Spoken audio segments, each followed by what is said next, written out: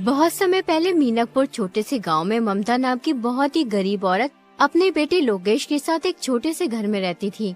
ममता दूसरों के घरों में खाना बनाने का काम किया करती थी, जिससे घर का गुजारा होता था। एक दिन ममता लोकेश से कहती है, लोकेश बेटा, जा भानु भैया की दुकान से घर का राशन ले आ। अगर वो पैसे मांगे तो कह देना कि पैसे अगले महीने दे देंगे। ठीक है माँ, मैं अभी राशन ले आता हूँ। लोकेश भानु की दुकान पर राशन लेने पहुँच जाता है। वो भानु से कहता है, भानु भैया, माँ ने राशन मंगाया है। उन्होंने कहा है कि पैसे अगले महीने दे देंगे। तुमने मुझे क्या समझ रखा है, जो मुंह उठाए उधार लेने चले आते हो यहाँ। अरे उधार की वजह से मेरी दुकान बंद होने की कगार पे है। अभी तुमने पहले के पैसे दिए नहीं है और उधार लेने चले आए। देखो भाई, मैं उधार का कोई सामान नहीं दे सकता। भानु दुकानदार की ये बात सुनकर लोकेश अपने घर की ओर चल पड़ता है और वो सोचने लगता है, मैं कितना अभागा हूँ जो 2 वक्त के खाने के लिए पैसे नहीं जुटा सकता। माँ किस तरह दूसरों के घरों में काम करती है। अब मुझसे उनका दुख देखा नहीं जाता। बेचारी कब तक दूसरों का काम करती रहेंगी। मुझे कोई काम जरूर करना होगा। शायद अब वक्त आ गया है कि मुझे अपनी जिम्मेदारी संभालनी होगी, ताकि मैं अपनी माँ को इस स्थिति से निकाल सकूं और उनकी जिंदगी में थोड़ी खुशियाँ ला सकूं। लोकेश ये सोच ही रहा था, तभी उसकी नजर एक ऋषिवर पर पड़ी। ऋषिवर ने लोकेश को अपने पास बुलाया और बोले, क्यों उदास हो प्यारे बेटे? तुम्हें देखकर ऐसा लगता है जैसे तुम किसी बड़ी समस्या से जूझ रहे हो। ऋषिवर, मैं एक गरीब लड़का हूँ। मेरे पास कुछ नहीं है, सिर्फ एक सपना है कि एक दिन मैं अपनी माँ की मदद कर सकूं। वो दूसरों के घरों में जाकर काम करती है, फिर भी उन्हें इतने पैसे नहीं मिलते जिससे पूरे महीने का गुजारा हो जाए। मुझे तो समझ में नहीं आ रहा कि मैं क्या करूं। मेरी जिंदगी में आगे क्या होगा। तुम्हारे मन में जो सपना है वो एक दिन जरूर पूरा होगा बेटा। तुम बड़े तकदीर वाले हो। तुम्हारा भाग्य बहुत उज्जवल है। बहुत ही जल्दी ऐसा वक्त आएगा जब हर किसी की जुबान पर सिर्फ तुम्हारा नाम होगा। लेकिन मैं तो केवल एक साधारण सा लड़का हूँ। मेरे पास तो साधन भी नहीं है और ना ही मैं कोई राजा हूँ। फिर हर किसी की जुबान पर मेरा नाम क्यों होगा स्वामी? मैं समझ नहीं पा रहा हूँ कि आप क्या कहना चाहते हैं। इस संसार में हर एक व्यक्ति की कहानी अनोखी होती है और तुम्हारी कहानी अभी शुरू हुई है। इतना कहकर ऋषिवर वहाँ से चले जाते हैं। लोकेश को उनकी कोई भी बात समझ नहीं आती है और फिर लोकेश भी अपने घर चला जाता है। बेटा, तू खाली हाथ क्यों चला आया? मैंने तो तुझे घर का राशन लेने भेजा था। माँ, भानु भैया ने उधार राशन देने के लिए मना कर दिया है। वो कह रहे थे कि मैं तुम्हें और उधारी नहीं दे सकता। तुम्हारे ऊपर पहले के ही बहुत पैसे हैं। कोई बात नहीं बेटा, मैं आज मालकिन से पैसे लेकर आऊंगी। तू भानु का हिसाब कराना। जा तू खाना खा ले। माँ, मैं खाना बाद में खाऊंगा। आप पहले मुझे एक बात बताओ। जब मैं रास्ते में आ रहा था तो मुझे एक ऋषिवर मिले थे। वो कह रहे थे कि मैं बहुत तकदीर वाला हूँ। कुछ ही दिनों में हर किसी की जुबान पर मेरा ही नाम होगा। मैं तो उनकी बात समझ ही नहीं पाया। अगर तुम्हें कुछ समझ में आया तो तुम मुझे बताओ माँ। क्या सच में उन्होंने ऐसा कहा? हाँ माँ, उन्होंने ऐसा ही कहा। बेटा, जब तेरा जन्म हुआ था तब भी एक ऋषि ने मुझसे कहा था कि ये तेरा बेटा बहुत भाग्यशाली है, बड़ा होकर ये राजकुमार बनेगा। लेकिन मैंने उनकी बात पर कुछ ध्यान नहीं दिया था। माँ, ये सब फिजूल की बातें हैं। भला एक गरीब माँ का बेटा राजकुमार कैसे बन सकता है? राजकुमार तो राजा का बेटा बनता है। तुम सही कहते हो लोकेश, लेकिन कभी कभी ये भविष्यवाणी सच भी हो जाती है। मैंने खुद अपनी आंखों से भविष्यवाणियों को सच होते हुए देखा है। हमारे गांव में सुनीता नाम की एक औरत ने एक बेटी और बेटे को जन्म दिया था। उन बच्चों की खुशी में उस औरत के पति महेंद्र ने आसपास के सभी गांवों में दावत की थी। वो औरत भविष्यवाणी में बहुत विश्वास करती थी, इसलिए उसने अपने बच्चों का भविष्य पूछने के लिए एक ऋषि को बुलाया। उस ऋषि ने उससे कहा, मैं तुम्हें इन बच्चों का भविष्य नहीं बता सकता और तुम्हारे लिए भी यही बेहतर होगा कि तुम कभी भी इन बच्चों का भविष्य जानने की कोशिश मत करना, वरना तुम्हारा ये खुशहाल जीवन पल भर में दुख में बदल जाएगा। लेकिन ऋषिवर, ऐसा क्या है इन बच्चों के भविष्य में जो आप हमें बताना नहीं चाहते? हमने तो ऐसा कोई पाप नहीं किया है जिसकी सजा इन बच्चों को मिले। कितनी दुआओं के बाद ईश्वर ने हमें ये 2 जुड़वा बच्चे दिए हैं। कृपया करके आप मुझे बताएं, इन बच्चों के भविष्य में क्या लिखा है? ठीक है, अगर तुम अपने बच्चों का भविष्य जानना चाहती हो तो सुनो। तुम्हारा ये बेटा बड़ा होकर अपनी जुड़वा बहन से शादी करेगा। ऋषि की ये बात सुनकर सुनीता के होश उड़ गए। ऐसा कैसे हो सकता है ऋषिवर? भला एक भाई अपनी बहन से कैसे शादी कर सकता है? मैं ये भविष्यवाणी नहीं मानता। तुम झूठ बोल रहे हो। मैं आपकी बातों पर विश्वास नहीं कर सकता। अगर बेटा तुम्हें मेरी बातों पर विश्वास नहीं तो कोई बात नहीं, जब समय आएगा तो तुम सब खुद देख लोगे। इतना कहकर ऋषिवर वहाँ से चले जाते हैं।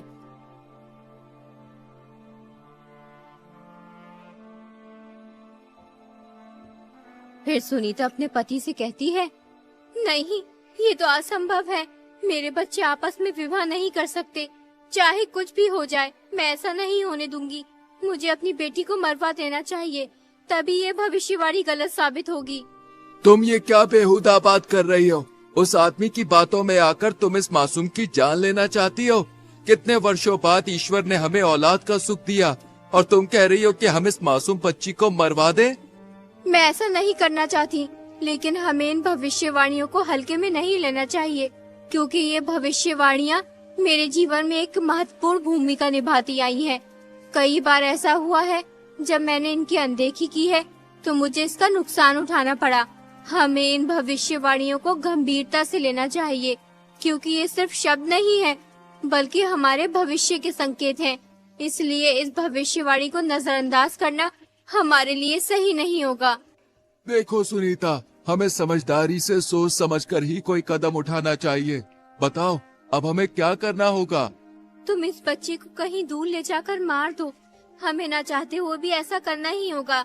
इसी में हमारी भलाई है। अगर भविष्यवाणी सच हो गई तो अनर्थ हो जाएगा। ठीक है, जो आज तक किसी ने नहीं किया वो मैं करूँगा। अपने ही हाथों से अपनी बच्ची की जान लूंगा। तुम इस बच्ची को किसी कपड़े में लपेट दो जिससे मुझ पर किसी को शक ना हो।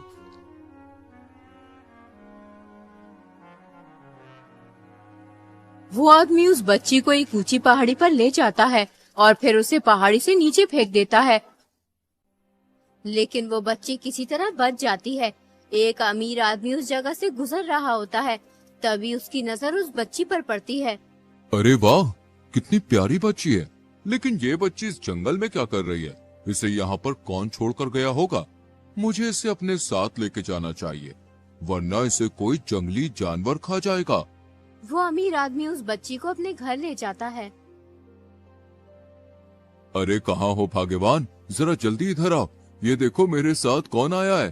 अरे ये किसका बच्चा उठा लाए हैं आप? मैं क्या तुम्हें कोई बच्चा उठाने वाला दिखाई देता हूँ?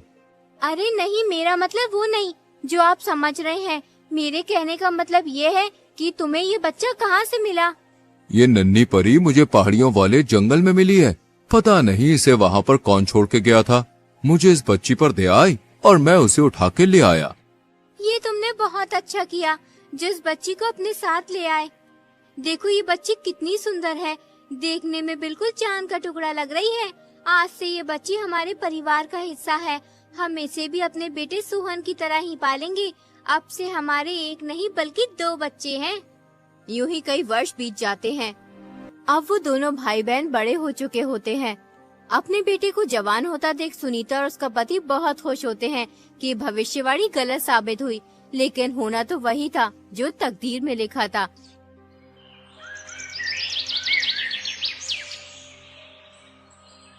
एक दिन सुनीता का लड़का किसी काम से बाहर कहीं दूर जा रहा होता है। तभी रास्ते में उसकी नजर अमीर आदमी की बेटी पर पड़ती है।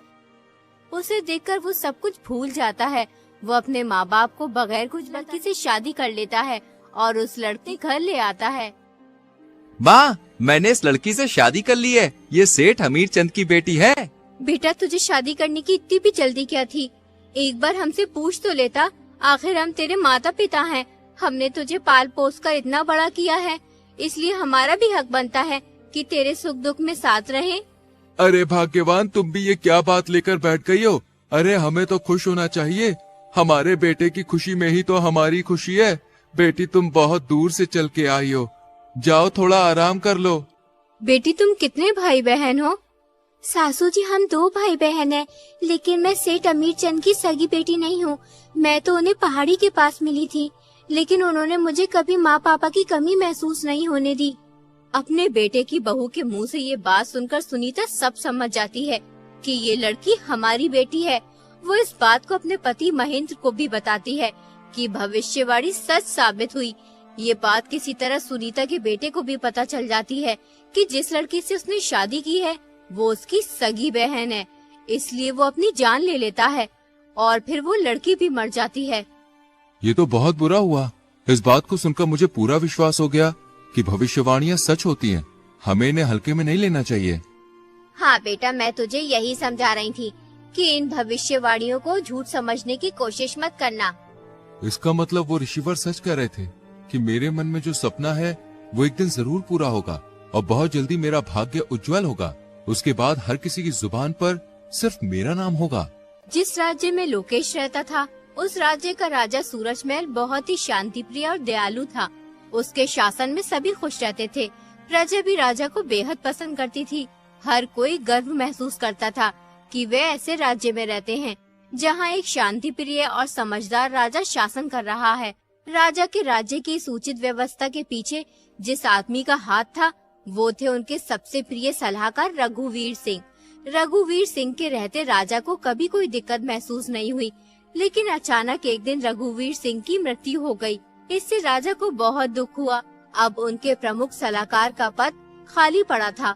वो चाहते थे कि पूरे राज्य में सबसे बुद्धिमान और जवान आदमी को ये पद मिले।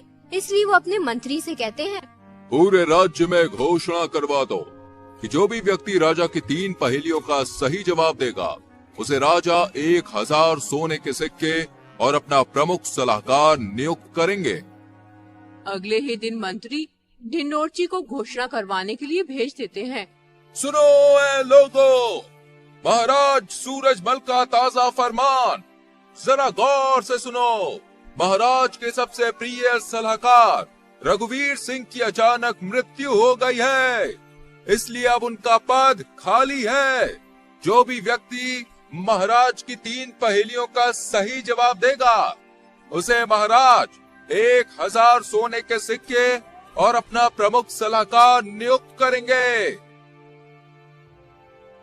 कौन जाने अब हमारे मुल्क का क्या होगा। क्यों बाबा, कोई आफत आ गई है सलाहकार की मृत्यु होने से? बेटा, आफत तो कुछ नहीं आई। रघुवीर सिंह बहुत ही अच्छा इंसान था। ईश्वर अच्छे इंसान को जल्द ही अपने पास बुला लेता है। बेचारा हमेशा प्रजा की भलाई चाहता था। मैंने कितने ही सलाहकारों को बदलते देखा है, मगर यकीन मानो रघुवीर सिंह जैसा कोई नहीं था। वो हमेशा गरीब मजलूम लोगों के हित में ही सोचता था। पता नहीं अब राजा का नया सलाहकार कौन बनेगा जो हम जैसे गरीबों के बारे में सोचेगा। अगले ही दिन राजमहल में बहुत से आदमी जाते हैं, लेकिन कोई भी राजा की पहेलियों का जवाब नहीं दे पाता है। यूं ही 3 दिन गुजर जाते हैं। एक दिन लोकेश अपनी माँ से कहता है, माँ, क्यों ना एक बार मैं महाराज के पास जाकर इन पहेलियों का जवाब दूं? बेटा, राजा हर बार पहेली बदल कर पूछता है। अभी तक कोई भी तीनों पहेलियों का सही जवाब नहीं दे पाया है। बहुत से अक्लमंद लोगों ने पहेलियों का जवाब देना चाहा, लेकिन हर कोई नाकाम रहा। तुम उन अमीर लोगों के बीच कैसे जा सकते हो? वहाँ बहुत ही तजुर्बेकार और होशियार लोग आए हुए हैं।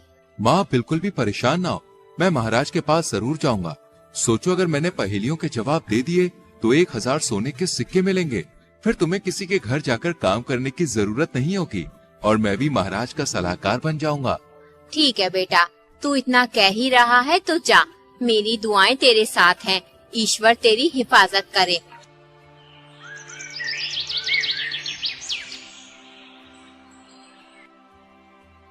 अगले दिन लोकेश राजमहल पहुंच जाता है। महाराज उससे पूछते हैं, तुम यहाँ किस लिए आए हो? महाराज, मैं यहाँ आपकी पहेलियों का जवाब देने आया हूँ। अभी तक कोई भी मेरी पहेलियों का जवाब दे नहीं पाया। तुम समझदार लगते हो, जवान भी हो, शायद तुम मेरी पहेलियों का जवाब दे सकते हो। जैसा कि तुम शर्त जानते ही हो, जो भी पहेलियों का सही जवाब देगा वो मेरा सलाहकार बनेगा और उसे इनाम में 1000 सोने के सिक्के दिए जाएंगे। ठीक है महाराज, मैं आपकी पहेलियों का जवाब देने के लिए तैयार हूँ। तो बताओ, तुम्हारे अनुसार सबसे बड़ा धन क्या है? महाराज, सबसे बड़ा धन संतोष है। जब मन शांत होता है तो इंसान सबसे अमीर होता है। बहुत खूब। अब दूसरे सवाल का जवाब दो। जीवन में सबसे बड़ा ज्ञान क्या है? महाराज, जीवन में सबसे बड़ा ज्ञान ये है कि खुद को जानना और समझना। जब हम अपने आप को पहचानते हैं तब हम दूसरों को भी समझ पाते हैं। सही उत्तर। अब तीसरा और आखिरी सवाल, सच्ची मित्रता का अर्थ क्या है? महाराज, सच्ची मित्रता वो है जब एक मित्र दूसरे की खुशियों में खुश और दुखों में दुखी होता है, बिना किसी स्वार्थ के। बहुत अच्छे। तुमने तीनों सवालों के सही जवाब दिए हैं। तुम वाकई में बुद्धिमान हो। आज से तुम मेरे सलाहकार हो। मंत्री, इसे 1000 सोने के सिक्के दे दिए जाए। कल से तुम अपना पद संभालोगे। लोकेश 1000 सोने के सिक्के लेकर अपने घर चला जाता है। लोकेश को देखकर ममता बहुत खुश होती है। वो लोकेश से कहती है, बेटा, जब से तू गया है तब से ही मैं तेरे लिए दुआ कर रही थी कि तू कामयाब हो, और ईश्वर ने मेरी दुआ सुन ली। अब हमारी सारी मुसीबतें दूर हो जाएंगी। हाँ माँ, अब तुम्हें किसी भी चीज की चिंता करने की जरूरत नहीं है।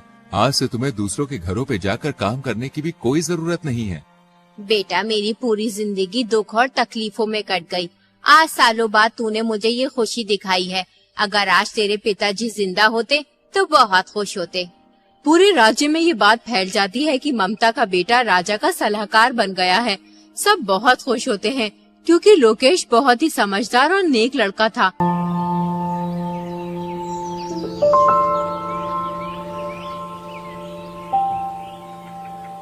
एक जमाने में कांचीपुर नाम के राज्य पर राजा चंद्रसेन का राज था। उसके 2 बेटे थे जिनका नाम लव और कुश था। दोनों ही युवा हो चुके थे। राजा का एक मंत्री था जिसका नाम था सुमन, जो बहुत ही बुद्धिमान था। राजा अक्सर अपने कार्य में मंत्री की सलाह लिया करता था। महाराज, आपके दोनों बेटे बहुत ही होनहार हैं। अब तो उचित समय आ चुका है कि उनका राज्य अभिषेक हो जाए। जी मंत्री जी, मैं भी इसी बारे में ही सोच रहा था। आप जो कहना चाहते हैं मैं समझ चुका हूँ।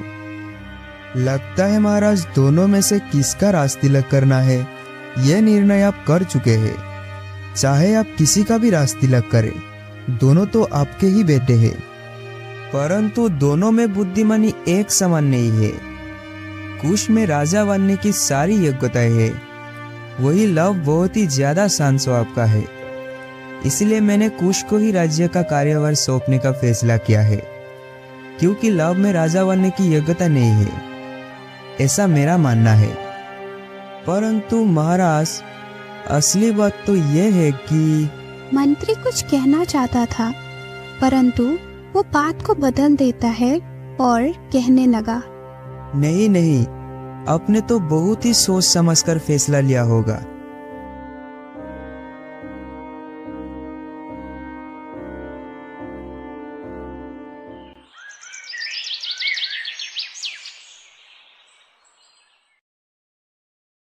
कुछ दिनों के बाद लव और कुश में किसी बात को लेकर बहस हो जाती है, जिसे सुलझाने के लिए वो दोनों अपने पिता के पास जाते हैं।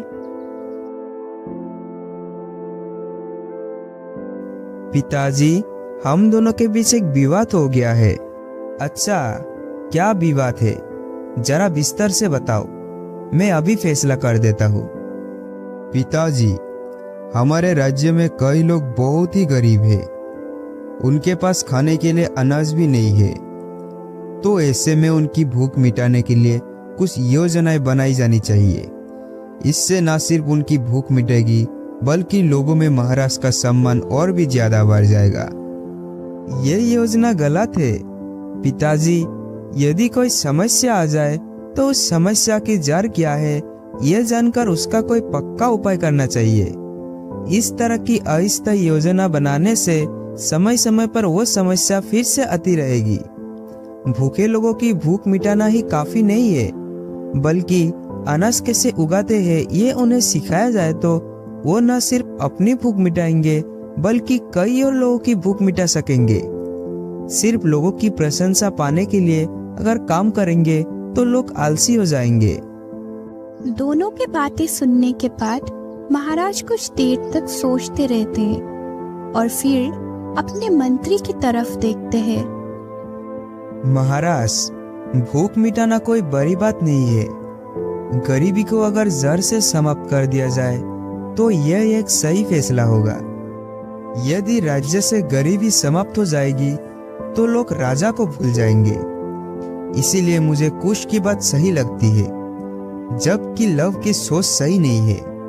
राज्य चलाने के लिए केवल बुद्धि ही नहीं बल्कि योग्यता भी होनी चाहिए, और यह योग्यता लव में नहीं है। लव, अब तुम आगे से कोई भी गलत सलाह मत देना। मंत्री जी, कुश का राज तिलक करने की तैयारी कीजिए।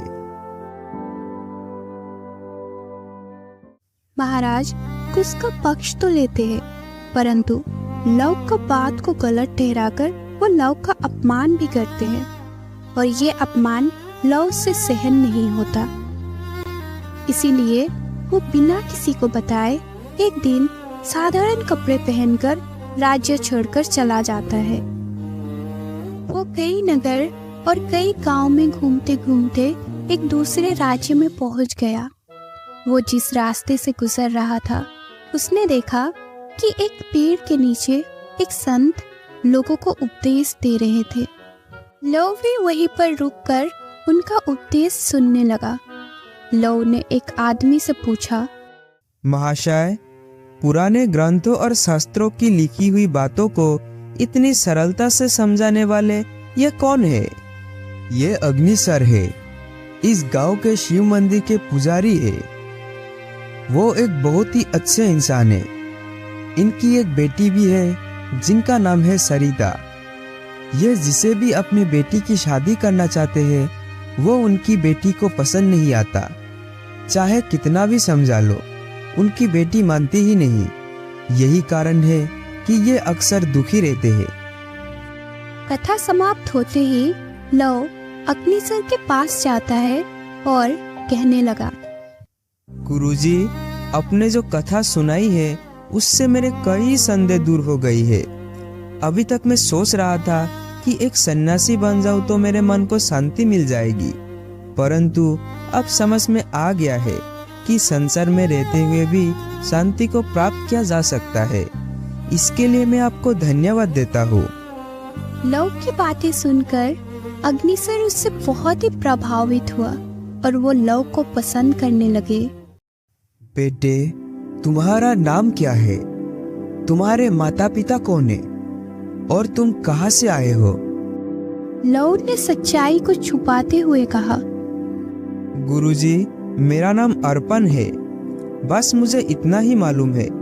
मैं बचपन से ही बिना माँ बाप के रहा हूँ। इससे ज्यादा मैं अपने बारे में कुछ नहीं जानता।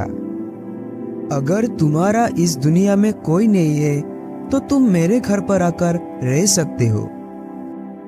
अर्पण उनका न्योता स्वीकार कर लेते हैं और उनके घर पर चला गया।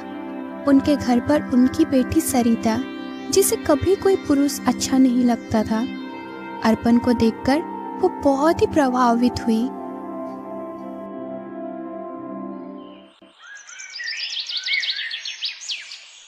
एक दिन सरिता अर्पण से कहने लगी कि क्या वो उसके साथ गांव के कुएं पर पानी भरने चलेगा। अर्पण उसके सहायता करने के लिए तैयार हो गया और उसके साथ कुएं पर पहुंच जाता है। सरिता जानती थी कि इस समय कुएं पर कोई नहीं होगा। वहां पहुंचकर वो अर्पण से कहने लगी कि आम तौर पर मैं पुरुषों को पसंद नहीं करती, इसीलिए मैंने अभी तक शादी नहीं की। लेकिन तुम्हें देखकर मेरे मन में एक इच्छा जगी है। आज रात पिताजी किसी रिश्तेदार से मिलने के लिए दूसरे गांव में जाने वाले हैं। मौका अच्छा है, तुम रात में मेरे कमरे में आ जाना। तुम्हारे पिता को मैं गुरु मानता हूँ और तुम उनकी बेटी हो, इसीलिए तुम्हारे लिए इस प्रकार के विचार रखना मेरे लिए पाप है। तुम्हें भी ऐसे विचार नहीं रखना चाहिए। अर्पण के ऐसे कहने पर सरिता उसे बहुत ही समझाने लगती है, परंतु अर्पण के ऊपर इस बात का कोई प्रभाव नहीं होता। फिर सरिता ने सोचा कि इसे सबक सिखाती हूँ। वो अचानक अपने हाथों की चूड़ियां तोड़ देती है, हाथों को खरोचने लगी और बालों को बिखरा कर रोने लगी। रोते रोते वो अपने घर पहुंची और अपने पिता से कहने लगी, पिताजी, अर्पण ने मुझ पर बुरी नजर डाली है। आपने एक आस्तीन के सांप को अपने घर में आश्रय दिया है। देखिए, उस दुष्ट अर्पण ने मेरा क्या हालत कर दी है। संत जानते थे कि उनकी बेटी पुरुषों को पसंद नहीं करती, इसीलिए वो ये बात मान लेते हैं कि अर्पण ने ही ये घिनौना कार्य किया है। शायद इसी इरादे से वो उनके घर पर आया था। दोनों पिता और पुत्री गांव के मुखिया के पास जा पहुंचे। मुखिया ने अर्पण को भी बुलाया। सरिता ने नाटक करते हुए झूठ को सच बनाकर मुखिया को कह सुनाया।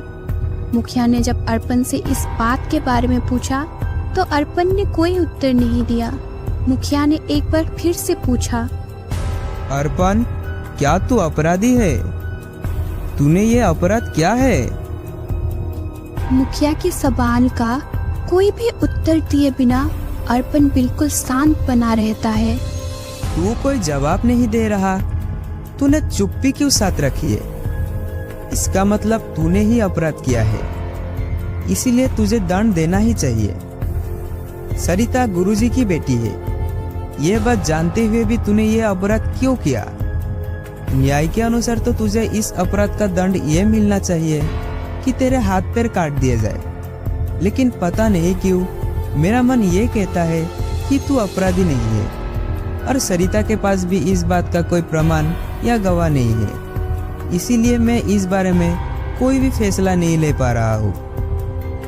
जब मुखिया कोई भी फैसला नहीं ले पाया तो उसने इस मामले की सारी जानकारी उस राज्य के राजा देव वर्मा को दी। मुखिया जी, जब अर्पण इस अपराध पर मौन है और सरिता ने अपनी गवाही दे दी तो तुम्हें अर्पण को दंड देना चाहिए था। महाराज, अर्पण का शांत स्वभाव देखकर मुझे नहीं लगता कि वो अपराधी है। मेरे विचार में आप एक बार उन दोनों से मिले और फिर उनका पक्ष सुनकर सही निर्णय करें। ठीक है, मैं इस बारे में विचार करूंगा। तुम अभी जा सकते हो। देव वर्मा की एक बेटी थी जिसका नाम था यमुना, जो बहुत ही सुंदर और अक्लमंद भी थी। महाराज को जब भी कोई संदेह होता था तो वो अपने बेटी से सलाह करते थे। इस बार भी उन्होंने अर्पण और सरिता का सारा मामला उसे कह सुनाया। तब यमुना कहने लगी, पिताजी, हमें उस संत, सरिता और अर्पण को अपने सामने बुलाना चाहिए। उनसे बात करनी चाहिए। उनसे बात करने के बाद ही पता चलेगा कि कौन अपराधी और कौन निर्दोष है। अब उन तीनों को राज दरबार में बुलाइए।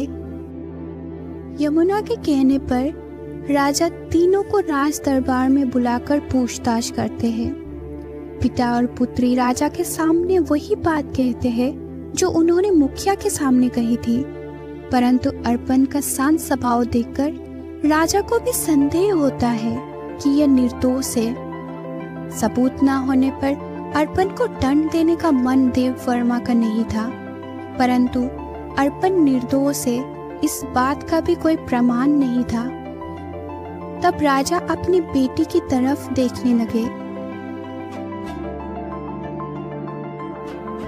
उनकी बेटी यमुना उन तीनों को वहीं रहने को कहकर अपने पिता के साथ एक दूसरे कक्ष में जाकर कहती है, पिताजी, यदि यह समस्या हल करनी है तो इस मामले से जो भी जुड़ा है उनका आमना सामना करवाना होगा, तभी कोई फैसला निकल पाएगा।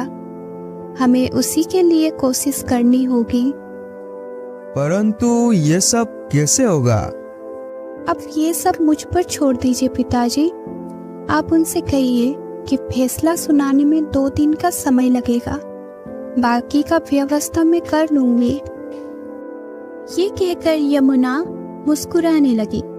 फिर यमुना के आदेश के अनुसार सरिता और अर्पण को राजमहल में ही दो अलग अलग कमरे में ठहरा दिया गया। दोनों ही कमरे एक दूसरे के बिल्कुल पास ही थे।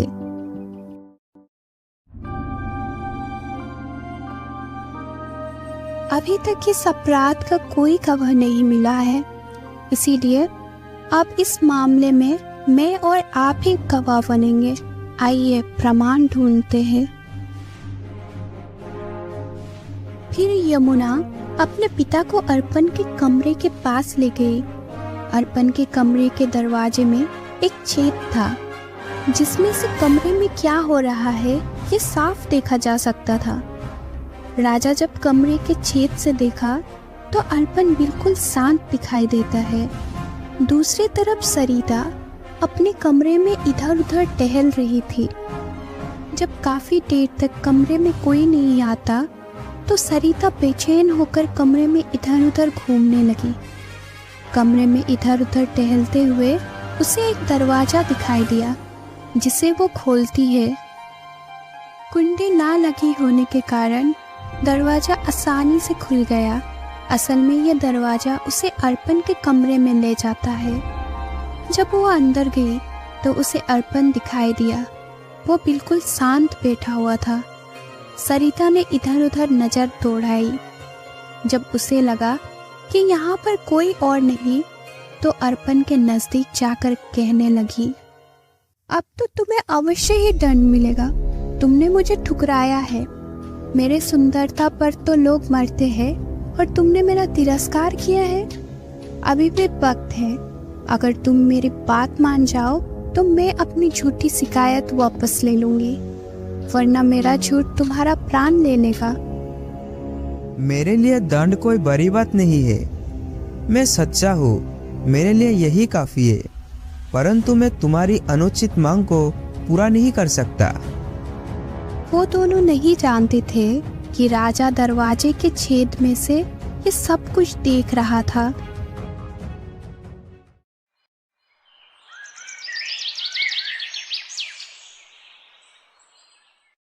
अगले दिन देव वर्मा सबको राज दरबार में बुलाकर कहने लगा, सरिता, तुम एक कुटिल और दुष्ट लड़की हो, जबकि अर्पण बिल्कुल निर्दोष है। सरिता की इच्छा जब अर्पण ने पूरी नहीं की तब इस पर झूठा आरोप लगाकर इसकी शिकायत की।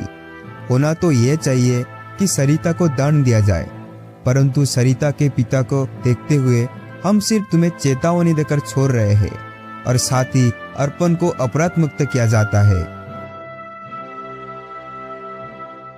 राजा ने पिता और पुत्री को जाने दिया, जबकि अर्पण को अपना अतिथि बना लिया। वो अर्पण को बहुत ही पसंद करते थे और अपने बेटी का शादी अर्पण से ही करना चाहते थे। पहले तो अर्पण ने ये प्रस्ताव अस्वीकार कर दिया, परंतु जब उसे पता चला कि यमुना की वजह से ही वो निर्दोष साबित हुआ है तो वो शादी के लिए तैयार हो गया। इसके बाद उनके धूमधाम से शादी कर दी गई। शादी के बाद लव ने राजा देव वर्मा को अपना सच्चाई बताई। मैं एक राजपुत्र हूँ, परंतु अपने पिता के व्यवहार के कारण अपना राज्य छोड़कर यहाँ पर आ गया। तुम चाहे एक राजपुत्र हो या एक साधारण मनुष्य, अब इस बात का कोई महत्व नहीं है। आज के बाद तुम ही मेरे उत्तराधिकारी हो। मेरे बाद इस राज्य को तुम ही संभालोगे। मुझे खुशी है कि तुम जैसा समझदार व्यक्ति मेरी बेटी का पति और इस राज्य का होने वाला भावी राजा है।